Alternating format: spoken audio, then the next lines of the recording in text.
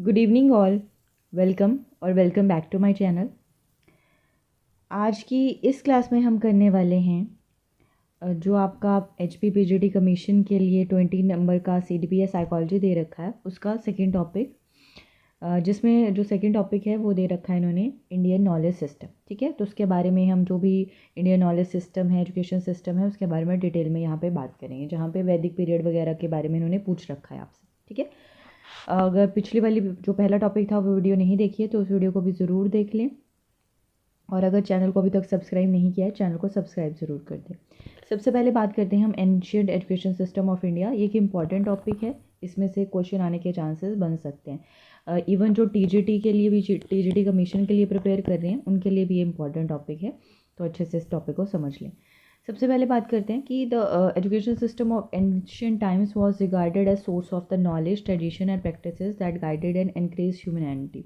मतलब पुराने टाइम का जो हमारा एजुकेशन सिस्टम था वो हर एक चीज़ को, चाहे वो नॉलेज हो, हमारे ट्रेडिशन हो, हमारी अलग अलग प्रैक्टिसेस हो, ह्यूमैनिटी हो, इन सब पे फोकस था।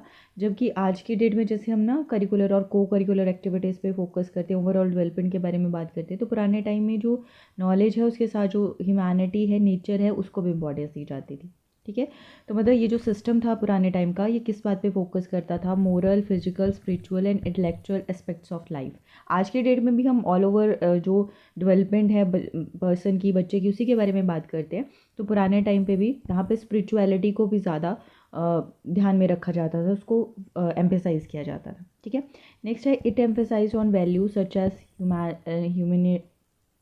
Humanity, truthfulness, discipline, self reliance and respect for all creations. ठीक है, कि डिसिप्लिन होना चाहिए लाइफ में, सच बोलना चाहिए, दूसरों की रिस्पेक्ट करनी चाहिए, चाहे कोई भी है, एनिमल हैं, ह्यूमन बींग्स हैं, इन सब के बारे में, इन सारी वैल्यूज़ पे, इन सारे मूल्यों पे ये फोकस करता था।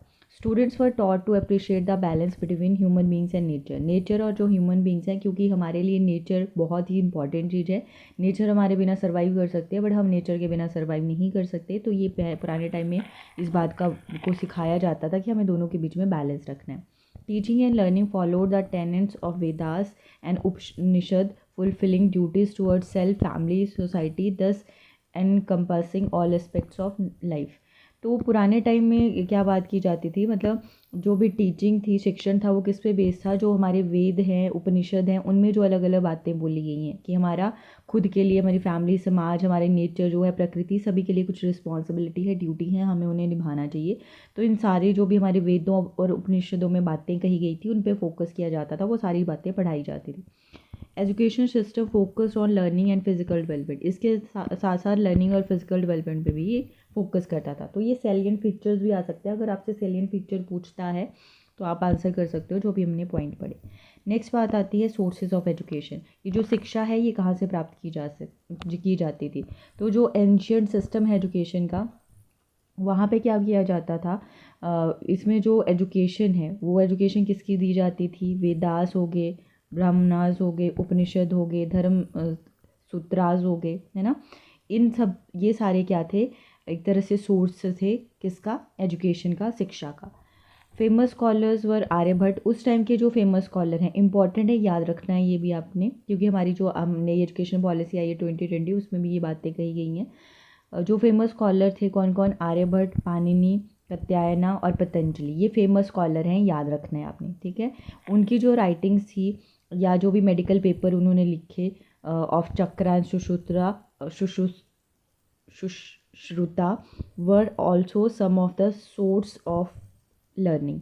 तो आज की डेट में भी जैसे हमारे जो पुराने पेपर लिखे गए हैं, जिसमें कि हम बात करते हैं कि भाई हमारा जो अलग अलग चीज़ें हैं, जैसे कि प्लास्टिक सर्जरी वगैरह हो गया, या पुरानी हमारी जो राइटिंग्स है उनमें अलग अलग चीज़ें बोली गई थी, जैसे एटम बम कैसे बनाना उसके बारे में, है ना। हवा में जैसे प्लेन उड़ता है वो किस तरह से उड़ा सकते हैं, ये सारी उस पर भी डिस्कवरी चल रही है। जो पुराने टाइम पे जैसे पुष्पक विमान वगैरह थे ना, वो किस तरह के बने, तो वो सारी चीज़ें किन के पेपर्स में लिखी हुई? जैसे चरका और सुश्रुता हो गए, ये फेमस स्कॉलर्स हैं, और इनकी लर्निंग मुख्य सोर्स थी किसका? एजुकेशन था। Distinction was also drawn between shastras, शास्त्र क्या थे? जो भी डिसिप्लिन थे, और काव्यास, इनके बीच में एक बैरियर क्रिएट किया गया था। मतलब ये दोनों अलग अलग चीज़ें थे, इन दोनों को पढ़ाया जाता था। Sources of learning were drawn from various discipline such as itihas. अब जो भी पढ़ाई जाती थी बच्चों को चीज़ें वहाँ पे उस टाइम पे स्टूडेंट्स को, मतलब वो कहाँ से पढ़ाई जाती थी, हिस्ट्री से पढ़ाई जाती थी, लॉजिक पढ़ाया जाता था, इंटरप्रिटेशन पढ़ाई जाती थी, आर्किटेक्चर हो गया, शिल्प शास्त्र जिसे कहेंगे, पॉलिटी अर्थशास्त्र हो गया, agriculture, trade, commerce, animal husbandry और धनुर्विद्या, आर्चरीज, ये सारी चीज़ें क्या की जाती थी पुराने टाइम में पढ़ाई जाती थी। ठीक है, जैसे आजकल की डेट में हम स्ट्रीम्स के बारे में बात करते हैं तो अलग अलग स्ट्रीम्स थी। Physical education too was an important curricular area. यहाँ पे जैसे आज की डेट में हम फिजिकल एजुकेशन को बहुत ज़्यादा इंपॉर्टेंस देते हैं, उस टाइम पे भी फिजिकल एजुकेशन को इंपॉर्टेंस दी जाती थी। उसे क्रीड़ा गेम्स कहते थे, जहाँ अलग अलग क्रीड़ाओं में क्या करते थे, जैसे धनुर्विद्या वगैरह होगी, है ना, योग वगैरह हो गया, इनमें क्या करते थे, पार्टिसिपेट करते थे बच्चे। The gurus and their peoples work consciously together to become proficient in all aspects of learning. पुराने टाइम में जो गुरु थे और बच्चे थे, ठीक है, विद्यार्थी और शिक्षक दोनों मिलकर काम करते थे, पढ़ते थे, या पढ़ना नहीं बोलेंगे, सीखते थे मतलब बल्कि। In order to assess peoples learning, शास्त्रार्थ सुना होगा, है ना, जिसे क्या बोलते हैं, डिबेट कहते थे। तो शास्त्रार्थ होता था, वो ऑर्गेनाइज किए जाते थे। Peoples and an advance stage of learning guided younger people, जो बहुत एडवांस स्टेज मतलब जैसे हायर क्लासेस में थे जो बच्चे, वो लोअर क्लासेस के बच्चों को गाइड करते थे। There also existed the system of peer learning like you have group और पीयर वर्क। मतलब आज के डेट में जो हम पीयर लर्निंग या कोलैबोरेटिव लर्निंग के बारे में बात करते थे, उस टाइम पे भी पीयर लर्निंग या सहपाठी अधिगम का कॉन्सेप्ट था। मतलब मिलकर पढ़ते थे, जैसे कि जिसको जो आता है वो दूसरे को बता देगा जिसे वो चीज़ नहीं आती है, जैसे ZPD वाला कॉन्सेप्ट है ना, तो वो चीज़ें की जाती थी। और बट जैसे आज की डेट में हम असेसमेंट और इवैल्यूएशन की बात करते थे, उस टाइम पे भी ये चेक करना, इवैल्यूएशन मूल्यांकन करने के लिए बच्चों का, विद्यार्थियों का क्या किया जाता था, शास्त्रार्थ मतलब डिबेट वगैरह करवाया जाता था। ठीक है, तो जो हमारा एंशियंट एजुकेशन सिस्टम था इंडिया का, उसे क्या बोला है, एक वे ऑफ लाइफ है। ये इंपॉर्टेंट है, ये भी याद रखना है अपने quote. In ancient India both formal and informal ways of education system existed. मतलब जैसे आज की डेट में हम बात करते हैं ना, बच्चे की जो लर्निंग है, बच्चे का जो समाजीकरण है, वो फॉर्मल और इनफॉर्मल दोनों तरीके से होता है। तो पुराने टाइम में भी जो एजुकेशन सिस्टम था वो फॉर्मल, औपचारिक और अनौपचारिक दोनों था। Temples were also the centres of learning. जो टेम्पल्स हैं, मंदिर हैं, वहाँ पे भी पढ़ाया जाता था। Took interest in the promotion of knowledge of our ancient system. ठीक है, तो वहाँ पे जो टेम्पल्स हैं, सिर्फ ऐसा नहीं, पूजा पूजा वगैरह ही होती थी वहाँ पे, है ना, वहाँ पे पढ़ाई भी होती थी। इसके अलावा जैसे आज की डेट में स्कूल्स वगैरह जाते हैं, यूनिवर्सिटी जाते हैं, तो उस टाइम पे जहाँ जाते थे उस जगह को क्या बोला था, students went to viharas and universities for higher knowledge. Higher knowledge के लिए जो बच्चे थे वो कहाँ पे जाते थे, विहारास और यूनिवर्सिटीज़ में जाते थे।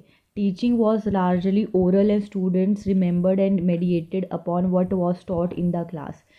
पिछले पुराना जो टाइम था, जैसे आप देखते होंगे पुराने कुछ महाभारत का टाइम, रामायण मूवीज़ वगैरह सीरियल्स वगैरह में दिखाया जाता है, तो वहाँ पे जो गुरुकुल थे, है ना, गुरुकुली आश्रम उनको कहा जाता था, वहाँ पे क्या किया जाता था, ओरली ही बहुत सारी शिक्षा प्रदान की जाती थी, है ना। जैसे अल्फ़ाबेट वगैरह हो गए, वो तो चलो लिख कर हमें समझने पड़ते हैं, पर मैक्सिमम जो एजुकेशन थी आज की डेट में हम क्या करते हैं, जैसे मैं कुछ भी बोल लूँगी हम, या टीचर कुछ भी पढ़ाता है तो बच्चे फटाफट लिख रहे होते हैं। उस टाइम पे जो एजुकेशन थी वो ओरली होती थी, बच्चों से याद कर लेते थे जो भी उन्हें क्लास में पढ़ाया जाता था। Gurukuls also known as ashrams were the residential places of learning. जैसे आज की डेट में NVS नवोदय विद्यालय होगी, रेजिडेंशियल स्कूल है, उस टाइम पे भी रेजिडेंशियल स्कूल थे जिन्हें गुरुकुल या आश्रम कहा जाता था। ठीक है, वहीं पे बच्चे रहते थे, वहीं पे पढ़ते थे। जैसे मतलब थोड़ा बच्चा हो जाता था बड़ा, है ना, एजुकेशन प्राप्त करने लायक, तो उसे आश्रम या गुरुकुल में भेज दिया जाता था, और जब तक वो अपनी एजुकेशन पूरी नहीं कर लेता था तब तक वो वहीं रहता था। Many of these were named after sages. इनका जो गुरुकुल थे, आश्रम थे, उनका जो नाम था उस टाइम के जो ऋषि थे उन्हीं के नामों पे रखा गया था। Situated in forest in serene and peaceful surroundings, 100 of students use to learn together in gurukuls. बहुत शांत जो जगह, जैसे जंगलों वगैरह में ऐसी जगह होती थी जहाँ पे शांति से बच्चे पढ़ सकें, और सैकड़ों की संख्या में बच्चे एक साथ ही गुरुकुल में रहते थे और वहीं पे पढ़ते थे। ठीक है, उस टाइम पे और ऐसा नहीं था केवल जो पुरुष हैं, मेल हैं, वही पढ़ते थे, वीमेन भी पढ़ती थी। ठीक है, उनको भी एक्सेस था एजुकेशन का। तो ऐसा नहीं था कि जैसे आज से 100 साल पहले थी चीज़ें कि प्रोहिबिटेड था लड़कियों का स्कूल में जाना, उनका पढ़ना, है ना, उनको मतलब इतना एडवांस नहीं था हमारा सिस्टम। अब बुरा मानना जाता था कि लड़कियां क्या करेंगी पढ़ के, उनको तो घर ही संभालना है। बट जब वैदिक पीरियड था उस टाइम पे ऐसा नहीं था, ठीक है। उस टाइम पे जैसे वैदिक विमेन वैदिक स्कॉलर भी हुई हैं, जैसे कि मेल हुए हैं पाणिनि आर्यभट्ट वगैरह, वैसे ही फीमेल भी हुई हैं, जैसे मैत्रेयी होगी, विशंभरा हो गई, अपाला होगी, गार्गी होगी, लोपामुद्रा होगी। ये वैदिक फीमेल स्कॉलर्स के नाम हैं, ये भी आपने याद रखने। Next, during that period the gurus and their shishyas live together helping each other in day to day life. एक जगह रहते थे गुरुकुल में, शिष्य भी और जो टीचर है वो भी। तो डेली लाइफ में अब खाना भी बनाना है, सफाई भी करनी है, बाकी बहुत सारी चीज़ें, तो उनमें सारे लोग हेल्प करते थे, हर कोई कुछ ना कुछ काम करता था पढ़ने के साथ। The main objective was to have complete learning, leading a discipline life and realising one's inner potential. यहाँ पे मेन गोल क्या होता था कि भाई बच्चा गुरुकुल में आए तो अपनी एजुकेशन पूरी करे, एक डिसिप्लिन लाइफ जिए और साथ में अपने इनर पोटेंशियल को भी पहचान करे, जो भी आंतरिक क्षमता है उसकी। Student lived away from their homes for years together till they achieve their गोल। तब तक वो उन्हीं गुरुकुल में रहते थे जब तक वो अपना गोल प्राप्त नहीं कर लेते थे। The gurukul was also the place where the relationship of the guru and shishya strengthened with time while pursuing their education in different disciplines like history, art of debate, law, medicine। मतलब जैसे आज के डेट में अलग अलग स्ट्रीम्स हैं, उस time पे भी ये अलग अलग चीज़ें बच्चे पढ़ते थे। The emphasis was not only on the outer dimension of discipline but also on enriching inner dimension of the personality। ठीक है, सिर्फ बाहर ही नहीं भाई कि हमें जैसे आज के डेट में होता है कि कोई जॉब मिल जाएगी, सैलरी ले लेंगे, है ना, ऐसा ही नहीं था। इनर जो पर्सनैलिटी है उसको भी एनरिच किया जाता था। तो इसके लिए क्या किया गया था, मोनेस्ट्रीज़ या जिनको मठ हम कहते हैं या विहारास, ये बनाए गए थे किसके लिए, मॉन्क्स हो गए, नन्स हो गई, है ना, इनके लिए बनाए गए, जहाँ पे मेडिएट करते थे, डिबेट करते थे, डिस्कस करते थे with the learned for their quest for knowledge during the period. ठीक है, तो ये भी बनाए गए थे। अब ये जो विहारास और यूनिवर्सिटीज़ के बारे में बात कर रहे हैं, ठीक है, उस टाइम में बहुत ही फेमस कुछ यूनिवर्सिटीज़ हुई हैं जहाँ पे सिर्फ इंडियन बच्चे ही नहीं, फॉरेन से दूर दूर की जो कंट्रीज़ हैं वहाँ से भी आते थे। मतलब हमारा पुराना जो एजुकेशन सिस्टम था वो इतना ज़्यादा एडवांस था कि वहाँ पे बाहर की कंट्री से भी लोग आते थे पढ़ने। जैसे आज की डेट में हम चाहते हैं ना, ऑक्सफोर्ड यूनिवर्सिटी होगी, ऐसी बहुत बड़ी बड़ी यूनिवर्सिटीज़। उस टाइम पे, एंशियंट टाइम में हमारे इंडिया में ही ऐसी बहुत बड़ी यूनिवर्सिटी थी जहाँ से फॉरनर बच्चे यहाँ पे आते थे। जैसे तक्षशिला होगी, नालंदा होगी, वल्लभी होगी, विक्रमशिला होगी, याद रखनी है ये आपने। ठीक है, ये सारी जो हैं आपको पता होनी चाहिए, याद होनी चाहिए। डायरेक्टली पूछ सकते हैं कि पुराने टाइम के जो वैदिक पीरियड है उस टाइम की टॉप यूनिवर्सिटीज़ कौन सी थी। ठीक है, ये विहारास के कनेक्शन से डेवलप हुई थी। कैटर्स द नीड टू, और ये जो भी हमारे एडवांस लेवल के स्टूडेंट्स थे उनकी ज़रूरतों को ये पूरा करती थी। Such students join the centres of higher learning and develop their knowledge by mutual discussion and debate by renowned scholars. यहाँ पे जो स्कॉलर्स होते थे, मतलब टीचर्स थे वहाँ पे, उनके अंडर पढ़ते थे और नई नई चीज़ें सीखते थे। ठीक है, तो सब इसमें जो इम्पॉर्टेंट हमारी यूनिवर्सिटीज़ हैं उनके बारे में बात करेंगे। जैसे आपने नाम सुना होगा तक्षशिला का। ठीक है, ये बहुत ही फेमस सेंटर था उस टाइम का, यूनिवर्सिटी थी पढ़ने के लिए, जहाँ पे रिलीजियस टीचिंग ऑफ बुद्धिज़्म भी पढ़ा दी जाती थी कई सेंचुरीज तक। ठीक है, it continue to attract students from around the world until its destruction in the 5th century C. 5th century तक, जब तक इसका डिस्ट्रक्शन नहीं हुआ था, ठीक है, तब तक बाहर की दुनिया से भी यहाँ पे लोग आते थे, बच्चे पढ़ने आते थे। It was known for its higher education and the curricular comprised the study of ancient scriptures, law, medicine, astronomy, military science and 18 syllabus and arts। मतलब हर एक चीज़ की एजुकेशन यहाँ पे दी जाती थी जो आज की डेट में आप पढ़ते हो, चाहे लॉ हो, आर्ट्स है, मिलिट्री साइंस है, मेडिसिन है, एस्ट्रोनॉमी, हर एक चीज़। Takshashila become famous as a place of learning due to its teachers expertise. अब ये इतना फेमस क्यों हुआ, क्योंकि यहाँ पे बहुत ही एक्सपर्ट टीचर्स थे। आज की डेट में जैसे आप अच्छे स्कूल में जाते हो, यूनिवर्सिटी में जाना चाहते हो या कोचिंग सेंटर में जाते हो, तो आप क्या ढूंढते हो कि एक्सपर्ट टीचर होना चाहिए। तो यहाँ पे बहुत तक्षशिला में बहुत एक्सपर्ट टीचर थे, उसी की वजह से इतना फेमस हो गया। जिनमें से एक हमारे जो इंडियन ग्रामेरियन हैं, पाणिनि का नाम सुना होगा, वो भी इसी तक्षशिला के स्कॉलर थे।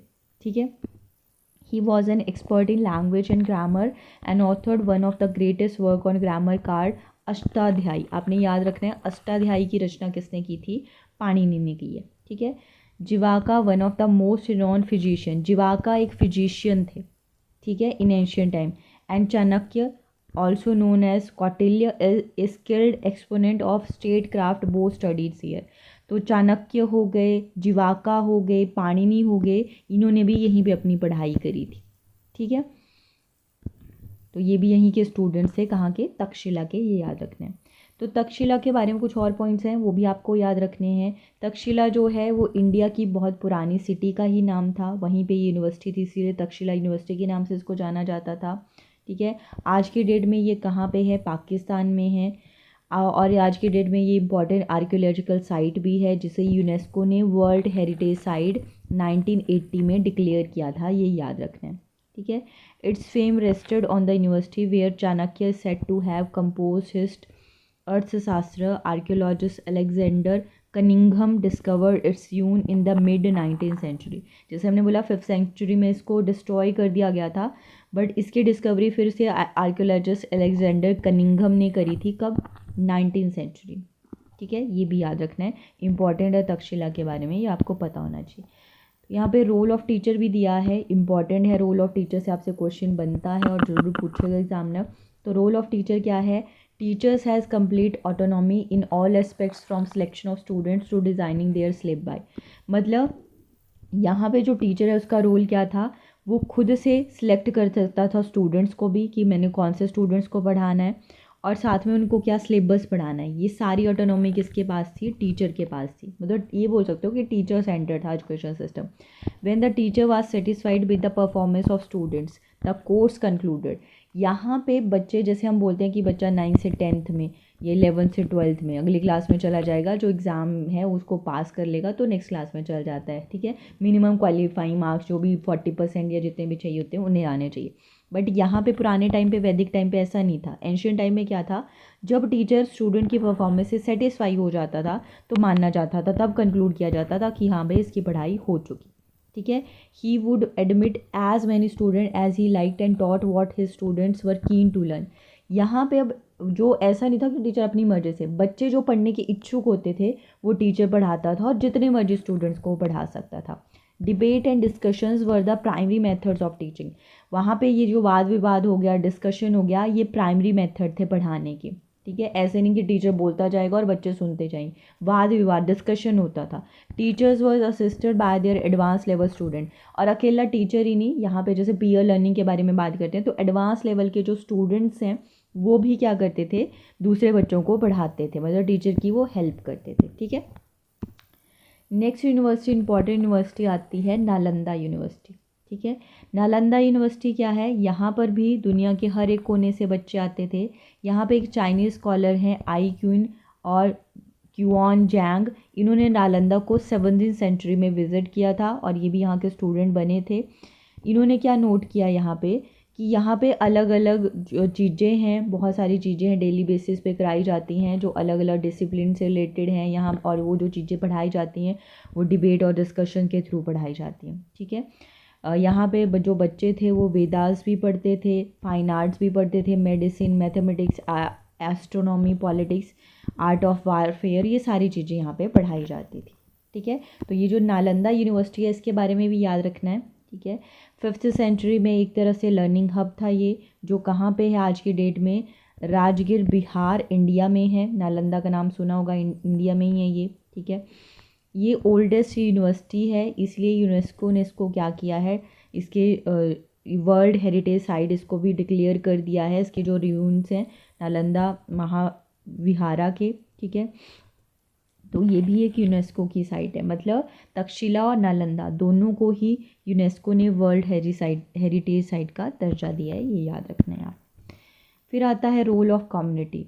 उस टाइम का जो समुदाय था उसका क्या रोल था, जैसे आज के डेट में हम बात करते हैं कि भाई पेरेंट्स या सोसाइटी, उसका भी इन्वॉल्वमेंट होना चाहिए एजुकेशन में, तो उस टाइम पे भी इन्वॉल्वमेंट था। ठीक है, उस टाइम पे जो ज्ञान है, नॉलेज है, उसे एक बहुत ही सेक्रेड माना जाता था और किसी भी तरह की फ़ी नहीं ली जाती थी। जैसे आज की डेट में तो फ़ी ली जाती है अगर आपने पढ़ना है, उस टाइम पे फ्री ऑफ कॉस्ट थी। ठीक है, और यहाँ पे जो कॉन्ट्रीब्यूशन है, मतलब जो भी बहुत अमीर लोग थे वो क्या करते थे, डोनेशन वगैरह दे देते थे यहाँ पे। ठीक है, सारे लोग वहाँ पे डोनेट करते थे, जैसे फाइनेंशियल सपोर्ट जो है, मतलब रिच मर्चेंट्स हो गए, व्यापारी हो गए, वेल्दी पेरेंट्स हो गए, सोसाइटी होगी, वो लोग वहाँ पे अपना कंट्रीब्यूशन देते थे, ठीक है।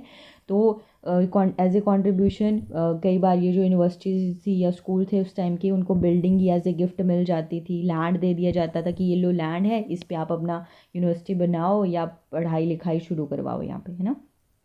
This form of free education was also prevalent in other ancient universities. और नालंदा या तक्षशिला में ही ये चीज़ें थी, वल्लभी या विक्रमशिला जैसी यूनिवर्सिटी थी, इनमें भी ये सारी चीज़ें थी कि वहाँ पे भी फ्री एजुकेशन का सिस्टम था। और ऐसा ही जो साउथ इंडिया है वहाँ पे भी अग्रहारास थे जो जिन्हें लर्निंग सेंटर बोला जाता था। South Indian kingdoms also had other cultural institution known as ghatika and Brahmapuri, ठीक है। घटिका और ब्रह्मपुरी थे। घटिका क्या होता था? Ghatika was a centre of learning including religion and was small in size. Ghatika एक छोटी तरह का स्कूल होता था, ठीक है। And agrahara was a bigger institution, और अग्रहारा जो था वो एक बड़ा इंस्टीट्यूशन होता था, जैसे हमारी यूनिवर्सिटी कॉलेज होते हैं। ए होल सेटलमेंट ऑफ लर्न ब्राह्मण with its own power of government and was maintain by generous donation from the society. इनको भी डोनेशन जो है वो सोसाइटी से ही मिलता था, और ये जो सारा सेटलमेंट था ये ब्राह्मण्स के अंदर आता था, और इनकी अपनी ही गवर्नमेंट होती थी, मतलब उन्हीं की पावर चलती थी, ठीक है। तो ये सारी चीज़ें आपने याद रखनी है हमारे जो एंशिएंट एजुकेशन सिस्टम है या वैदिक पीरियड है उसके बारे में, ठीक है। बुद्धिज़्म के बारे में हम नेक्स्ट क्लास में बात करेंगे। आज की क्लास में बस इतना ही करेंगे।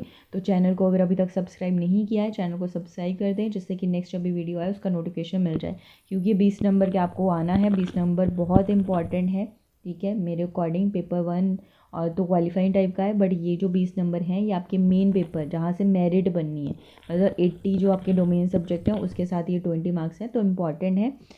अच्छे से आप पढ़ोगे तो ये 20 के 20 मार्क्स ले सकते हो, क्योंकि इस तरह के टॉपिक होते हैं, ना कोई कैलकुलेशन करनी है ना कुछ, है ना, सीधा ही कर सकते हो।